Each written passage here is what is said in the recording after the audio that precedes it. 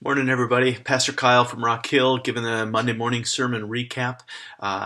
Yesterday, we talked about the gospel identity of being a witness, those who have been entrusted with the gospel to share the gospel and what it means to put our faith in Jesus and love Jesus and follow him. And so the verse that really struck me was 2 Corinthians 4:1 from our passage. It says, "Therefore, having this ministry by the mercy of God, we do not lose heart." And in the midst of this task of letting people know about Jesus, sharing the gospel with people, some who respond, some who don't, there is a real temptation to lose heart, to get discouraged, to be overburdened.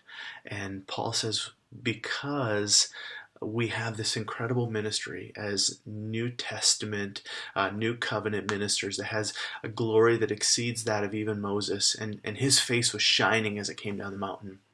And because even this ministry is mercy to us, God doesn't have to use us, he chooses to use us. We don't lose heart. We don't lose heart, and we embrace this mission to be the aroma of Christ in our city, to smell like Jesus, as it were, to some the smell of life, to others the smell of death. And we do this by balancing gospel clarity or integrity. We do not practice cunning or shameful ways of distorting the truth, but rather put forth the gospel plainly. We do this with creativity as we seek to serve those that we preach Christ to. We don't preach ourselves, we preach Christ, but us as your servants for Jesus' sake. And so we want to hold fast to the gospel as it's been declared and delivered once for all. We want to serve those that we communicate with, and then we have an understanding of God's sovereignty, that unless God shows up, the eyes that are veiled and blinded to the beauty of who Jesus is will continue to be, that God needs to remove that veil. And so as a church, I don't want us to lose heart.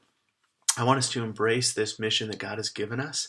I want to see God show up, but to do that, we hold fast to the gospel. We serve those that we share with, but then we understand that God has to move and God has to show up in order for us to see fruit. Just a challenge for you this week. Are there 5 people in your life that don't know Jesus that you're praying for? 5 people that you could just daily pray for, that you would have an opportunity to share with them. Maybe 2 or 3 that you can engage with intentionally this week, just a touch point. And maybe 1 that you can invite into a deeper level of conversation or deeper level of maybe invite to church. So just a challenge for you as we seek to be faithful witnesses here in the city of Duluth.